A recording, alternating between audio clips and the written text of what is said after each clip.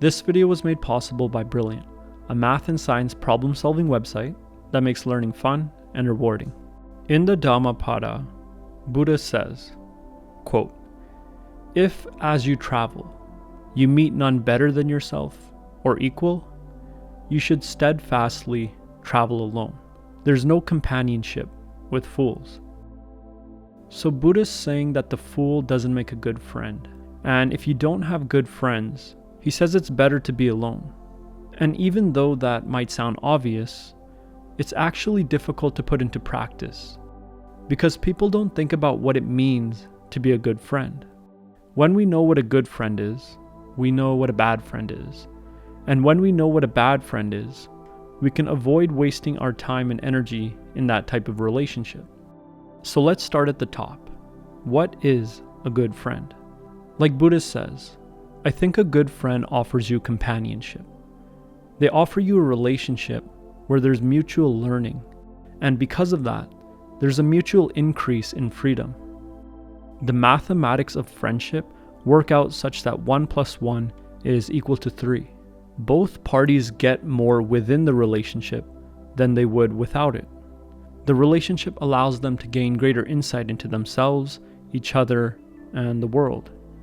It allows them to learn, expand, and gain a greater freedom from suffering. To me, that's companionship. So if a good friend gives you companionship, a bad friend doesn't. But why doesn't a bad friend give you that? Buddha says that a bad friend is a fool. But what is a fool? Ultimately, I think a fool is someone who's self-absorbed. They're obsessed with their own thoughts. They overvalue what they know and how they see the world, and they undervalue the knowledge of others. They overestimate what they know and underestimate what they don't know. And because the fool is so self-absorbed, they don't pay much attention to others. And because they don't pay attention to others, they're less capable of learning from them. The fool is attached to their own point of view. And because of that, they're not going to step into your shoes and look at the world from your point of view. And if you express a point of view that contradicts their own, they're likely to get angry or ignore it. And they're definitely not going to try and understand it. And since the fool doesn't want to understand you, they won't be able to teach you or learn from you. And if they can't teach you or learn from you, there won't be any growth in understanding for you or for them. And without mutual growth, there is no companionship. I think that's why Buddha says it's better to go alone than seek companionship from a bad friend. At least if you go alone, you still have the possibility of enriching your life, discovering a real friend, and you won't waste time, energy, and attention on a fruitless endeavor. So what are the signs then that a friendship won't work? If someone doesn't take a natural interest in your worldview, in how you see the world, especially when it contradicts with their own, it's unlikely the friendship will work. If they don't take an interest in understanding you, what can they learn from or teach you? They won't learn from you because they don't have a genuine interest in exploring your knowledge. But if they don't explore your knowledge, they won't understand your point of view. And if they don't understand your point of view, how will they correct it? So they won't even be able to teach you. The relationship won't really be fruitful for either party. So, as Buddha said, it's better to go alone than seek companionship in a false friend.